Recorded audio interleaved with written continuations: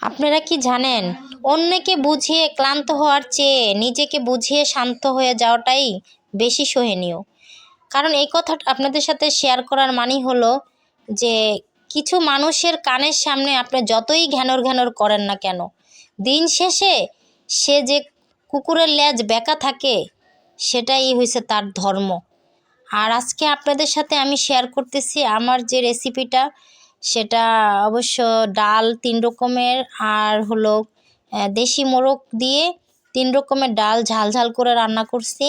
সাথে কিছু রুটি থাকবে, সিট রুটি, সেটাও আপনাদের সাথে শেয়ার করলাম, এবং চাপটি। আর আমি প্রথমে সবসময় আমার নিজের হাতে ভাঙানো দেশের থেকে আনা হলুদ মরিচ বাছাইকৃত করে ভাঙাইয়া তারপরে আমি এটাকে রান্নার আগে ভিজিয়ে রাখি কিছুক্ষণ। এরপরে আমি যেমন এই রান্নাটা কমপ্লিট করি। আর আপনারা অবশ্যই জানাবেন আমার রেসিপিটা কেমন হয়েছে। আর দেখেন কত সুন্দর মাশাআল্লাহ কালার হয়েছে। কারণ কিছুক্ষণ আগে আপনারা সব সময় চেষ্টা করবেন যেই মশলাগুলোই রান্না করবেন সেই মশলাগুলো আগে একটু পানি দিয়ে সবগুলো অ্যাড করে তারপরে ভিজিয়ে রাখার জন্য। 15 মিনিট ভিজিয়ে তারপর আপনি রান্না করলে সেই রান্নার স্বাদ এবং কালার অনেক সুন্দর হয়।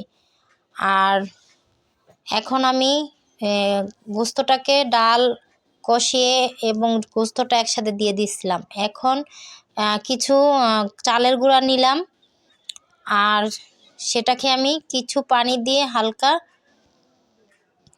কিছুক্ষণের জন্য এটাকে নাড়াচাড়া করে এরপরে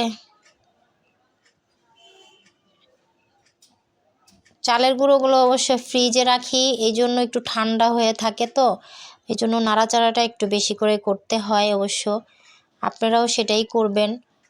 আর সাথে আমি একটা ডিম ভেঙে দিয়েছি যেন রুটিগুলো একটু নরম এবং খেতে খুব সুস্বাদু হয়, এই জন্য। আর এই যে দেখেন আমি এখন ছিট রুটি তৈরি করতেছি।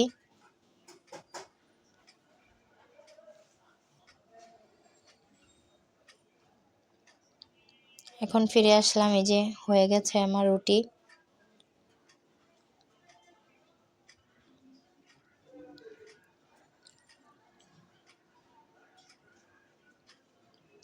এরপরে চাপটি কিছু বানালাম সাথে।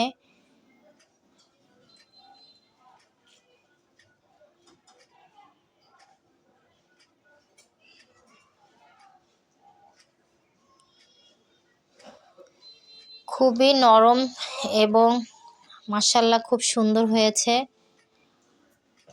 এখন আমার কমপ্লিট হয়ে গেল, এই যে আমি সার্ভ করলাম। দেখেন মাশাআল্লাহ কতটাই সুন্দর হয়েছে কালার, খুবই টেস্টি এবং খুবই সুস্বাদু।